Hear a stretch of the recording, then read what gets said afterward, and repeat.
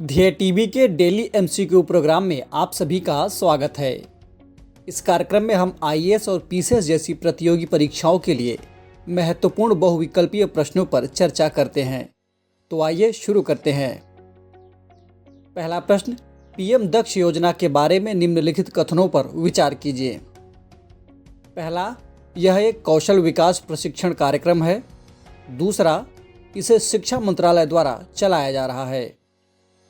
उक्त में कौन सा अथवा कौन से कथन सत्य हैं?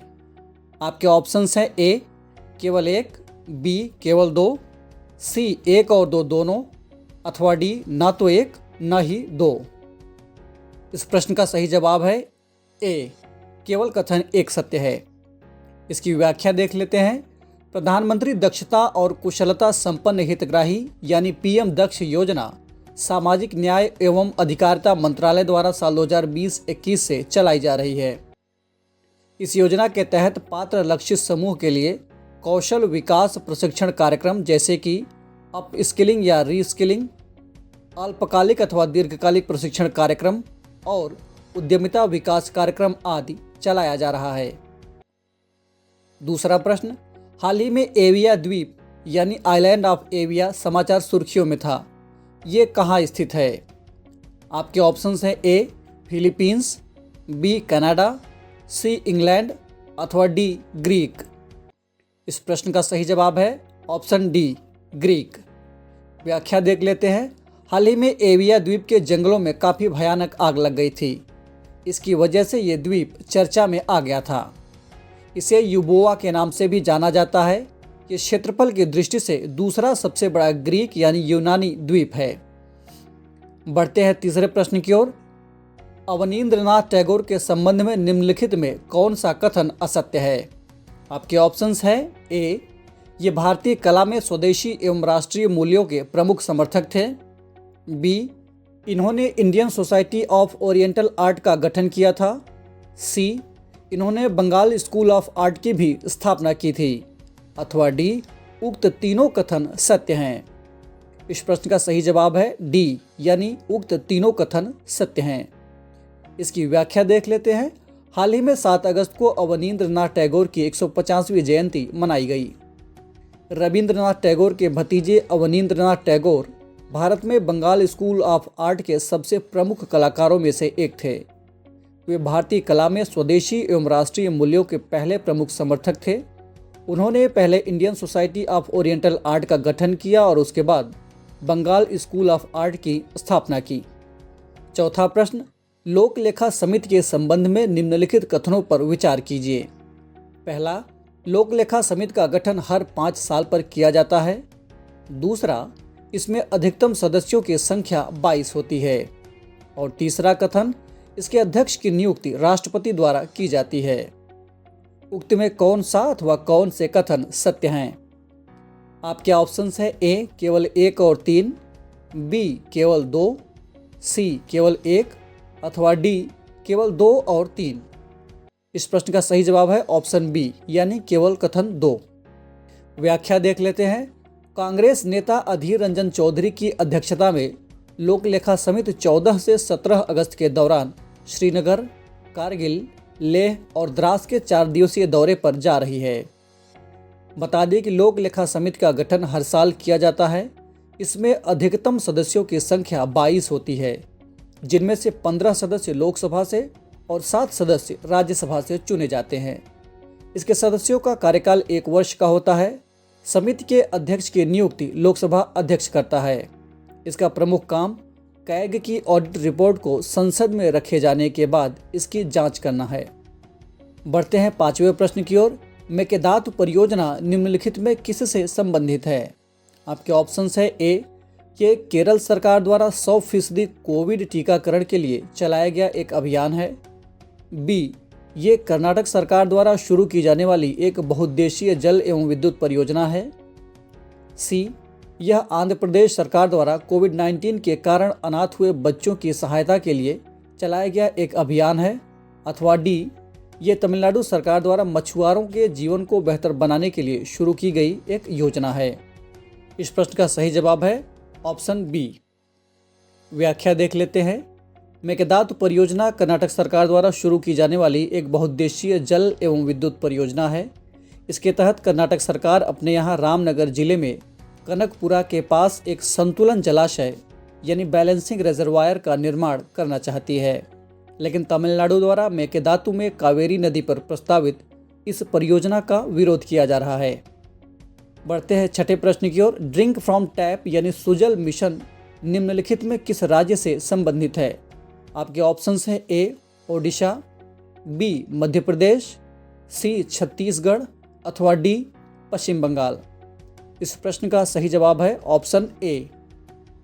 व्याख्या देख लेते हैं।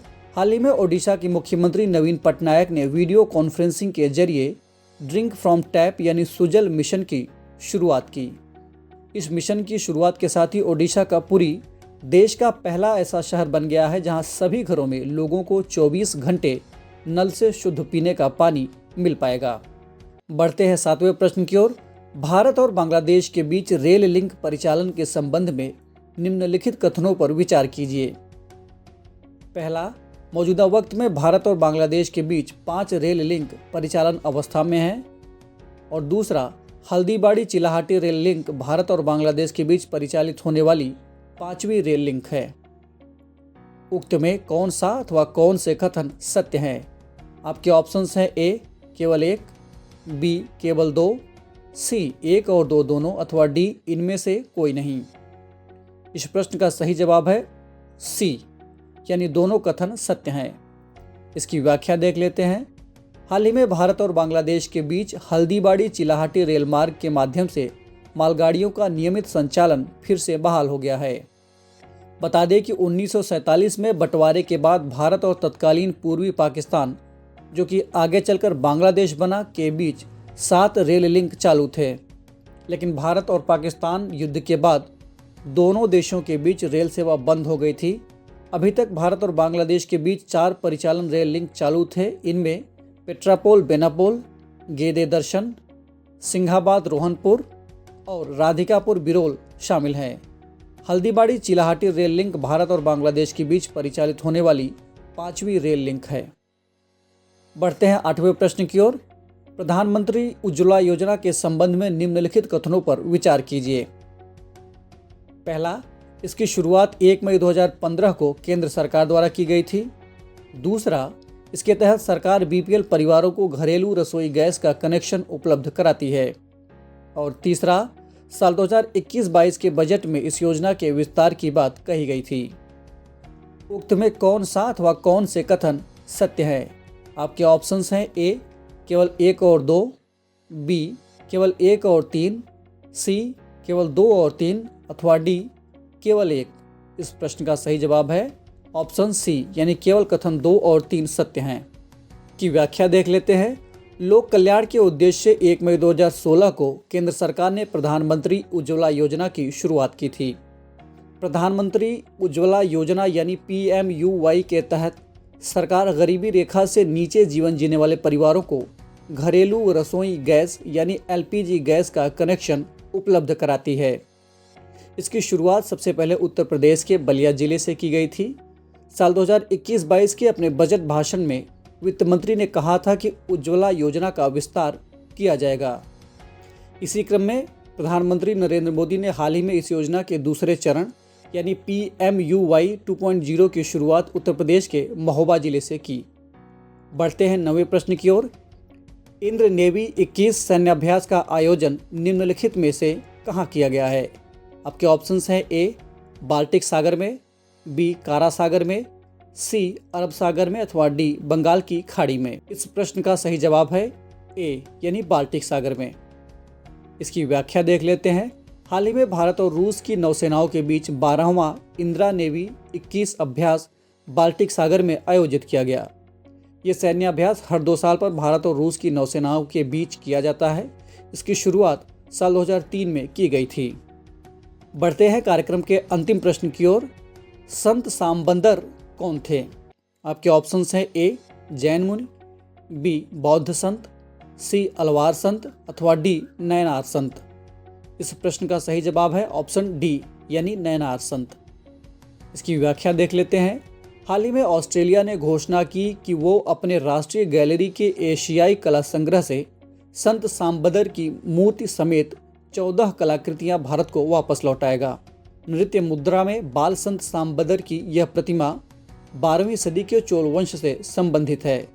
बता दें कि सांबदर दक्षिण भारत में सक्रिय 63 नयनार संतों में से एक थे। इन संतों ने भक्ति, कविता और गीतों के माध्यम से शिव की आराधना को लोकप्रिय बनाने में महत्वपूर्ण भूमिका निभाई थी। तो ये था आज का डेली एमसीक्यू कार्यक्रम। विद्यार्थियों के भारी आग्रह पर हमने इस कार्यक्रम में प्रश्नों की संख्या 7 से बढ़ाकर 10 कर दी है। आपको ये कार्यक्रम कैसा लगा कमेंट करके हमें ज़रूर बताइएगा। हम फिर मिलेंगे एक नए कार्यक्रम के साथ। तब तक के लिए इजाज़त दीजिए। नमस्कार।